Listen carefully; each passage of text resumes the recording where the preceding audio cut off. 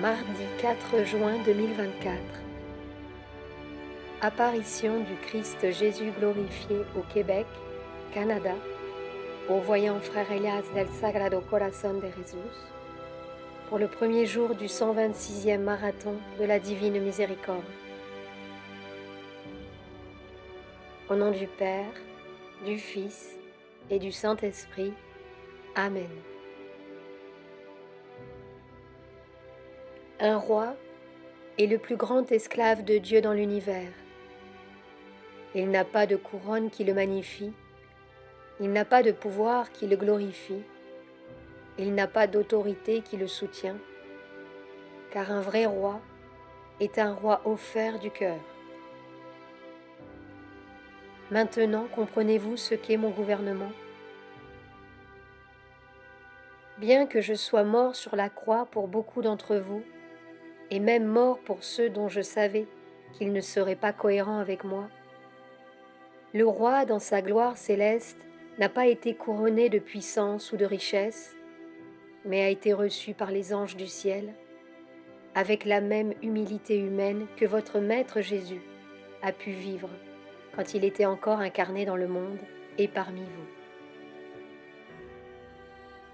La puissance de Dieu est si humble qu'il a envoyé son Fils sur terre afin que toutes ces créatures sur cette surface de la planète, au-delà de toute condition ou situation, apprennent la puissance de l'humilité de Dieu. Parce qu'il ne pourrait pas être présent en trois personnes, Père, Fils et Saint-Esprit, si son humilité n'était pas la prémisse de son existence. Et c'est l'humilité même de Dieu qui exprime sa loi, centre de la vie universelle et divine, gouvernée par l'amour et l'unité, source et manifestation de tout ce qui est créé, lumière infinie qui guide les consciences bien au-delà de toute condition.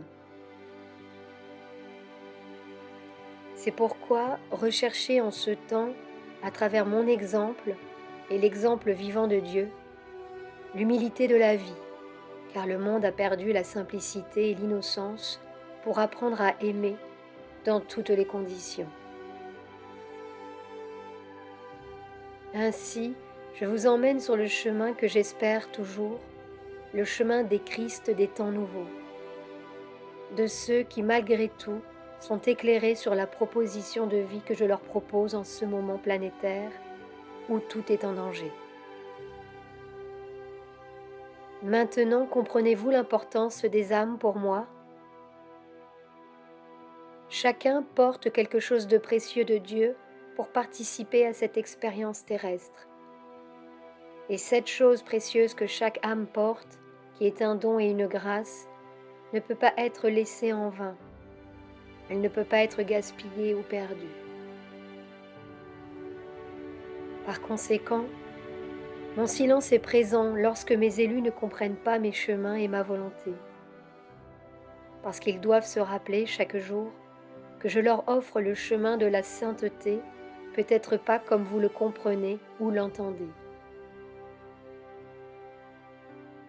Le chemin de la sainteté est le chemin de la simplicité, celui d'être libre de toute arrogance, de tout orgueil, de toute ambition que vous pouvez avoir dans cette vie. Au bout de cet escalier spirituel et céleste que je vous ai présenté, vous verrez apparaître la porte étroite, porte pour laquelle le moment est venu de se présenter spirituellement à l'humanité, afin que les âmes puissent décider de ce qu'elles feront de leur vie. Mon aspiration est que chacun puisse passer par cette porte étroite, par laquelle rien de personnel ni rien de spirituel ne peut passer, mais un vide absolu et unique de vous-même, pour qu'après avoir franchi cette porte étroite, dans l'univers de l'inconnu, vous puissiez recevoir ce que Dieu réserve à chacun, qui n'est pas matériel, mais profondément spirituel, anonyme et secret. Ces trésors que les saints anges gardent jusqu'à ce que les âmes trouvent sur leur chemin cette porte étroite sacrée qui les libère de leurs propres ambitions et de leur arrogance, la porte étroite de Dieu qui les transforme en néant. À mesure que la fin des temps approche, l'approche de la porte étroite de Dieu sera plus évidente dans la vie des âmes. Il ne faudra pas longtemps avant que les âmes trouvent devant elles cette porte étroite de Dieu. À ce moment-là et à cette heure-là, chacun de vous devant Dieu et l'infini aura la chance de faire le pas et de décider de la prochaine étape. Est-ce que face à ce moment de l'humanité et à tout ce que souffre la planète, les âmes se rendent compte qu'elles se trouvent devant la porte étroite de Dieu? Comment reculer devant un merveilleux mystère qui vous attend? Mystère qui espère cesser d'être un mystère et devenir une révélation grâce à la force de la foi qui soutient la vie et l'existence. Je veux que vous sachiez que votre Maître et Seigneur, Jésus-Christ, dans le jardin de Gethsémani, à l'heure de son agonie la plus cruciale et la plus profonde, en tant qu'être humain comme vous, en tant qu'être de chair et de sang comme vous, en tant qu'âme comme vous, et esprit comme vous, s'est tenu devant la porte étroite de Dieu. Comment Dieu se place-t-il devant son propre mystère? Le Dieu vivant lui-même, à travers son Fils, devant sa propre porte étroite. Comment comprendre cette grandeur de l'amour de Dieu qui ne cherche qu'à pousser les âmes et les consciences de la terre à augmenter les degrés de leur amour et de leur pardon? Dieu s'est-il regardé lui-même devant la porte étroite du jardin de Gethsémani?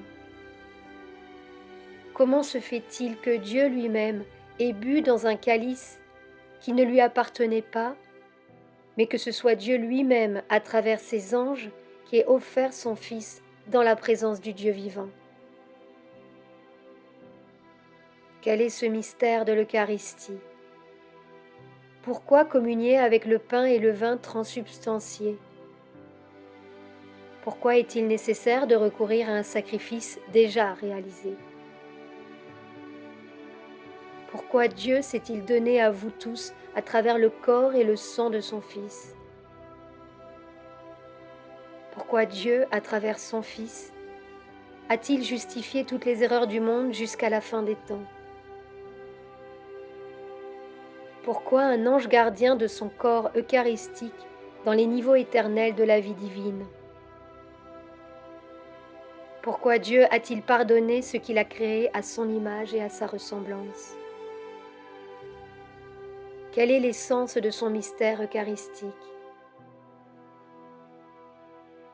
Pourquoi est-il venu vous enseigner, à travers son Fils, l'amour et le pardon? J'ai la réponse, compagnon. Le mystère de l'Eucharistie de la dernière scène, en passant par le jardin de Gethsémani, la voie douloureuse et la mort et l'agonie sur la croix, est la grande clé du don des âmes pour que quelque chose que vous ne connaissez absolument pas et que par elle-même, les âmes et les vies des gens ne peuvent pas contrôler. Voilà le mystère d'aimer l'absolu et l'inconnu. Voilà le mystère qui cesse d'être un mystère pour que la vie des âmes soit régie par la sainte volonté. Ainsi, tous les signes ont été donnés, depuis la naissance du Christ jusqu'à sa mort et sa résurrection, tout comme aujourd'hui les signes sont donnés aux âmes qui cherchent le Christ.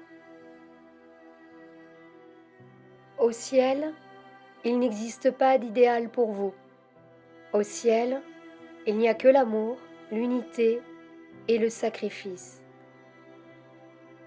C'est là que l'amour du Père est vivifié, élargi et multiplié à l'infini pour ceux qui recherchent la vérité. C'est pourquoi je vous l'ai toujours dit et je vous le répète, la vérité vous libérera.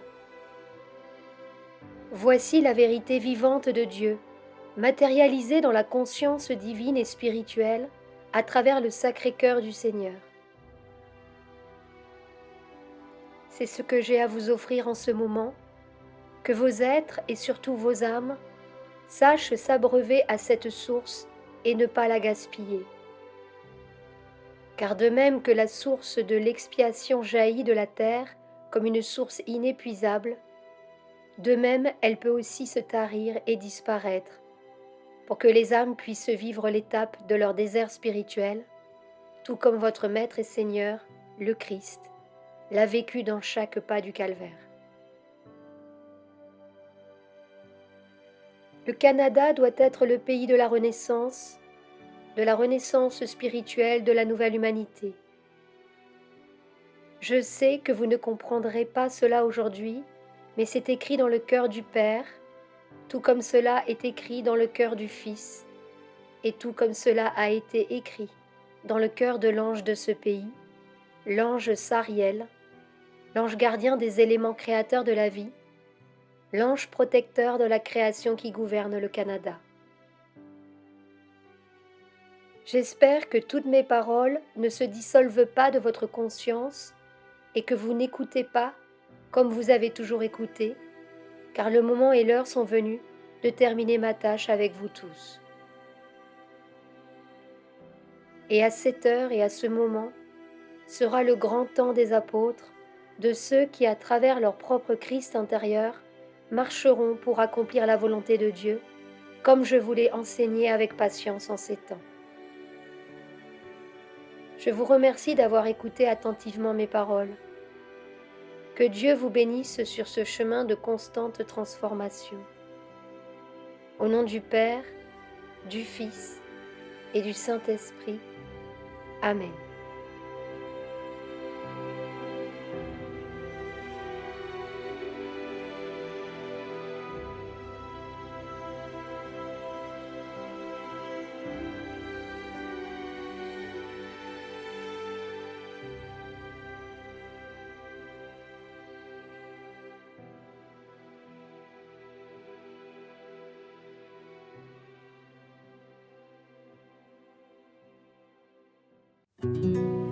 Sur la chaîne Telegram, suivons les messagers divins. Accédez à d'autres messages du Christ, de la Vierge Marie et de Saint Joseph, tous publiés sur le site www.mensajerosdivinos.org/fr.